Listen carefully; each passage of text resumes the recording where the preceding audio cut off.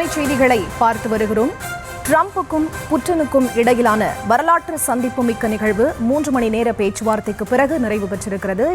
யுக்ரைனுக்கும் ரஷ்யாவுக்கும் இடையே போர் பதற்றம் தொடர்ந்து நீடித்து வரக்கூடிய சூழலில் இந்த போர் முடிவுக்கு வருமா என்ற எதிர்பார்ப்பு எழுந்த நிலையில் ட்ரம்புக்கும் புட்டினுக்குமான அந்த வரலாற்று சிறப்புமிக்க சந்திப்பு நிறைவடைந்திருக்கிறது. முழுமையான விவரங்களை தர இணைந்திருக்கிறார் எமது செய்தியாளர் வெங்கட்ரமணன். அவரிடம் பேசலாம். வணக்கம் வெங்கட்ரமணன். இந்த பேச்சுவார்த்தையில் என்ன முக்கிய முடிவுகள் எடுக்கப்பட்டிருக்கிறது? அது தொடர்பான அதிகாரப்பூர்வ தகவல்கள் எப்போது வெளியாகும்?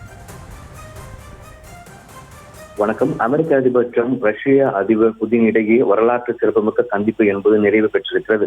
குறிப்பாக உக்ரைன் போர் நிறுத்தம் தொடர்பாக இரு தலைவர்களும் சுமார் 3 மணி நேரம் மேலாக பேச்சுவார்த்தையை மேற்கொண்டிருக்கிறார்கள்.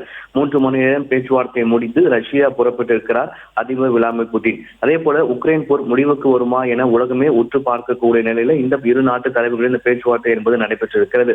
உக்ரைன் போர் நிறுத்தம் தொடர்பாக இந்த பேச்சுவார்த்தையில எந்த ஒப்பந்தமும் இல்லை என அமெரிக்க அதிபர் ட்ரம்ப் அறிவித்திருக்கிறார். புட்டினுடன் 3 மணி நேரத்திற்கு மேலாக நடந்த பேச்சுவார்த்தை முடிந்த பிறகு இந்த தகவலை அமெரிக்க அதிபர் ட்ரம்ப் தெரிவித்திருக்கிறார். அலாஸ்கா மாநிலத்தில் இந்த இடையே கூட்டாக செய்தியாளர் சந்திப்பில் இதனை தெரிவித்திருக்கிறார்கள்.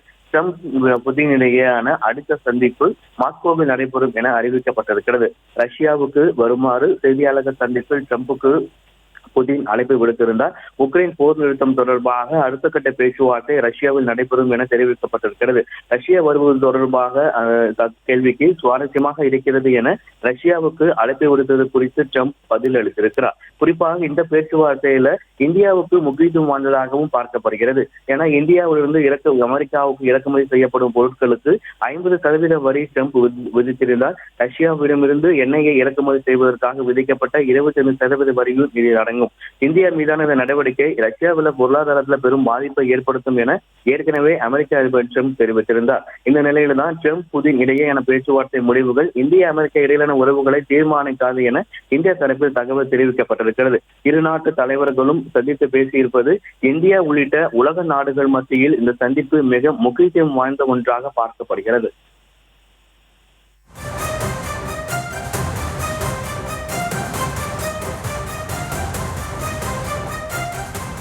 விவரங்களுக்கு நன்றி Venkataramanan.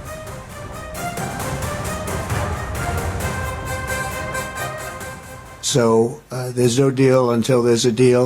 I will call up NATO in a little while. I will call up the various people that I think are appropriate, and I'll of course call up President Zelensky and tell him about today's meeting. It's ultimately up to them. They're going to have to agree with what Marco and Steve and some of the great people from the Trump administration who've come here, Scott and John Radcliffe. Thank you very much. And thank you all. Thank you.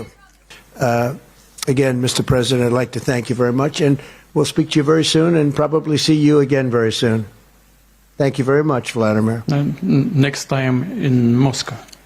Oh, that's an interesting one. I don't know. I'll get a little heat on that one, but I could see it possibly happening. Thank you very much, Vladimir. And thank you all. Thank you. Thank you. Thank you so much. So there's no deal.